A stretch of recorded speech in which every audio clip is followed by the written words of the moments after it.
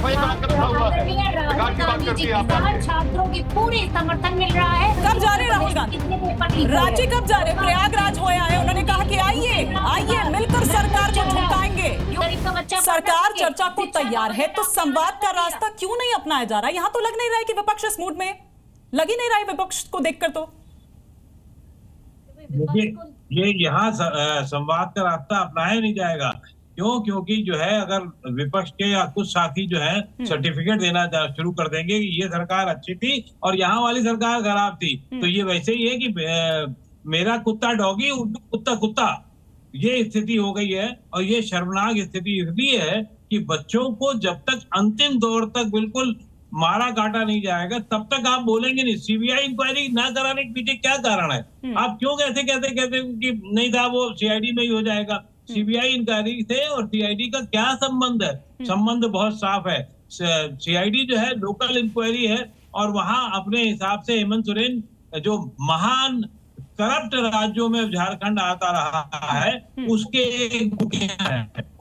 उस वजह से कांग्रेस नहीं चाह रही है कि अगर उनका मुखिया जो है। लेकिन अक्कू सर, एक सवाल आप ही से, वैसे तो मैं प्रियंका जी से इस पर जवाब लूंगी, लेकिन अक्कू सर देश भर में भर्ती परीक्षा अनियमितता की अगर मैं बात करूं तो सर 158 मामले ऐसे हैं जिनकी सीबीआई जांच पूरी हो चुकी है, लेकिन ट्रायल अब तक शुरू नहीं हुआ है सर। 158, ये देश भर की बात कर रही हूं सर, तो ये भी तो है ना सर। ये आप सीबीआई की बात कर रही है, ज्वाइंट पार्लियामेंट कमेटी की रिपोर्ट रखी रह जाती है। देश का एक विभाग है कि उस पर काम नहीं किया जाता। सर आपके ऑडियो में फिर से आपके एंड पर ये ऑडियो में इशू आ रहा है। प्रियंका जी जवाब दे दीजिए, पोल खुल जाएगी आपकी, इसलिए दरअसल आप लोग बच रहे हैं। अरे भाई ये बताइए कि संजीव मुखिया कौन? ये 2024 के जो है नीट परीक्षा का मुख्य आरोपी था, जिसको सबूतों के अभाव में छोड़ दिया। क्रेडिबिलिटी खत्म हो चुकी है सीबीआई की। सीबीआई का कमाल सिर्फ भारतीय जनता पार्टी अपने फायदे के लिए करती है और सिर्फ विपक्ष के नेताओं के ऊपर करती है।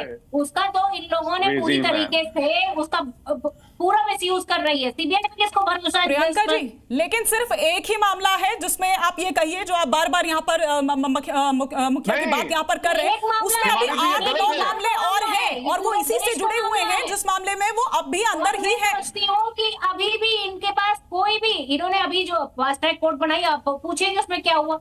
उसमें कभी वकील नहीं आता तो कभी जज नहीं आता, बात खत्म हो जाती है इसी तरीके से। बस क्यों एक दिन, उसके बाद से कार्रवाई चालू हो गई है। सन्नाटा होगा। ये लोग बच्चों के छात्रों के भविष्य के साथ खिलवाड़ कर रहे हैं, इसीलिए इनके विरोध में आगे खड़ा हो गया है। राहुल गांधी जी के साथ छात्रों की पूरी समर्थन मिल रहा है। जहां जहां वो छात्रों के विरोध कार्यक्रम करते हैं, ये लोग उसको पूरी तरीके से उसमें अव्यवस्था फैलाने की कोशिश करते हैं। उसके बावजूद भी लाखों की संख्या में छात्र आज राहुल गांधी जी के साथ खड़ा हुआ है, उनकी आवाज को बुलंद कर रहे हैं। लेकिन अफसोस की राहुल गांधी नहीं है, अफसोस की राहुल गांधी नहीं है। बड़ा सेलेक्टिव अप्रोच है आपका, बड़ा सेलेक्टिव अप्रोच है, क्योंकि शायद वहां के छात्रों के मुद्दे आपकी राजनीति को सूट नहीं कर रहे। प्रियंका जी नहीं, कौन सा सिलेक्टिव अप्रोच है? आपको मैं गिना देती हूं। कब जा रहे राहुल गांधी? रांची कब जा रहे? प्रयागराज हो आए, उन्होंने कहा कि आइए मिलकर सरकार को झुकाएंगे। यहाँ भी बताइए ना। 21, high school board 20, intermediate board 20, intermediate 21, intermediate 24, high school 25, police भर्ती 24, आरओ 24। ये है उत्तर प्रदेश के जो बेकार नाम है। आपको जवाब दे दीजिए आरपी सिंह जी, फिर एक क्विक रिएक्शन में विवेक जी से भी चाहूंगी जी। तो क्यों नहीं? मैंने विवेक जी से, जो प्रियंका जी पूछ रही हैं, पहले उसका जवाब दे दीजिए आरपी जी। जी मैंने विवेक जी से बीच में 4 बार पूछा कि केरल के अंदर जो लाठी बांधी गई, सोच लो छात्रों को अरेस्ट कर लिया गया, वहां भी पेपर लीक का मामला था। केरल ये यही दिक्कत है, ऐसी पार्लियामेंट में भी चर्चा नहीं हो पाती। इसी कारण से ये जो अराजकतावादी लोग हैं, ये पार्लियामेंट में चर्चा नहीं करने देते। ऐसे कैसे चल पाएगा? हालांकि देखिए बच्चों के आगे आपके जबान नहीं खुल। प्रियंका जी एक बार जवाब तो ले लीजिए ना, सवाल इतने सारे आपने दाग दिए।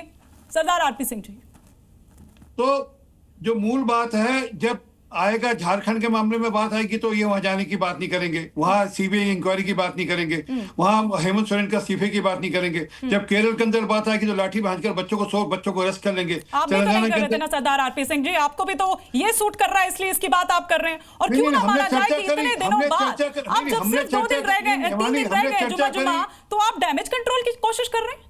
ये आप पारदर्शिता की मिसाल पेश कर रहे हैं।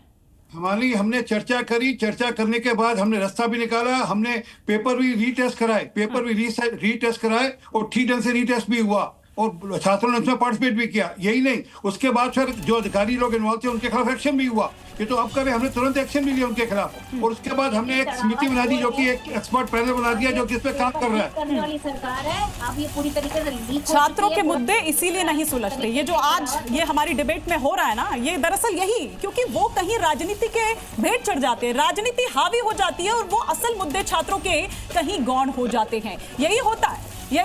विवेक जी, गेंद तो आपके पाले में। ये आखिरी सवाल और बिल्कुल संक्षिप्त में जवाब दीजिएगा। आपको नहीं लगता है कि हंगामे से मुद्दे कमजोर होते हैं?